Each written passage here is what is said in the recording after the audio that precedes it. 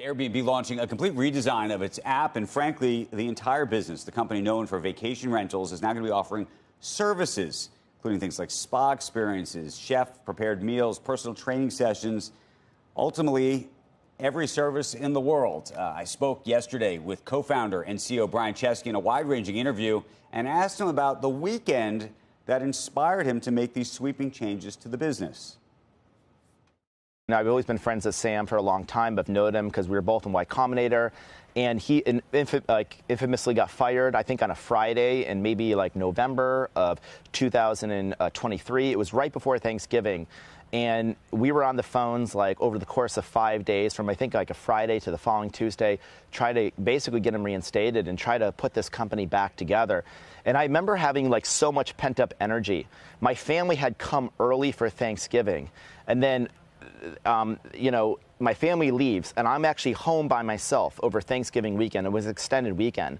And I just have all this pent-up energy, and I'm thinking, like, all right, I just poured myself, and I wrote thousands of words of a document that I distilled down to a 3-page vision document, where I basically said, Airbnb was going to be a platform where you could get almost anything to travel and live anywhere. The basic idea was you could be a global community in the real world where you can travel anywhere, live anywhere, belong anywhere.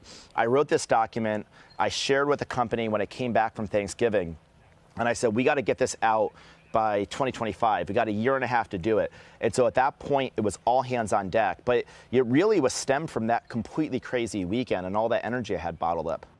And that weekend, of course, was when Sam Altman, his great friend, had been pushed out of OpenAI, and then there was this effort to reinstate him. He was literally writing his changes for the app. Or for so apparently it was that weekend when he was with Sam, and they were like in a foxhole together, trying to figure out how to keep Sam in the job. And for whatever reason, that sort of energy of just working 24 hours a day and trying to figure out what was going to happen, frankly, at OpenAI, turned out to be an extended weekend. I think Sam ultimately maybe got the job back by that weekend, yeah, right. Or maybe by the end of that weekend. It was before the market opened. And he decided Sunday night.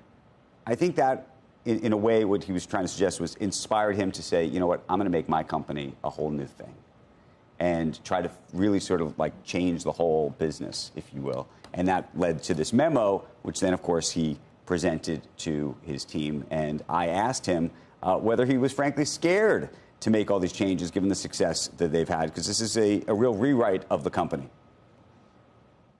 It's a risk, when you're so successful. I mean, Airbnb is a noun and a verb, kind of like Xerox, right? And people use it and they mean a place to stay. It's so ubiquitous about one thing. And to step out and to become a platform and do all these other things, you just have no idea how people are going to respond to it. But I'd rather fail trying something new than succeed in doing the same thing over and over again.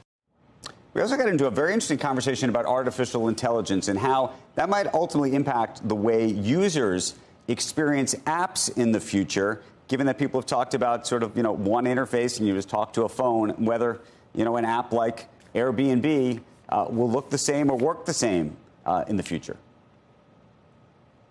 There are some AI maximalist views that there's going to be this one interface to rule them all. It's going to be like one chatbot, like maybe ChatGPT. It's going to be one interface, like maybe voice. And I think the problem with all those mental models is they try to simplify the future. Do we think the future is going to be simpler because of this new technology, or more complex? I think the future is going to be more complex. I don't think there's going to be one chatbot. I don't think there's going to be one app. I don't think there's going to be one device, and there's not going to be one interface. Here's an analogy. When Steve Jobs launched the iPhone, during his keynote, he said the problem with the so-called smartphones of the era was the bottom 40% of the phone, the keyboard. And the problem was the keyboard didn't change. The buttons didn't change for each interface.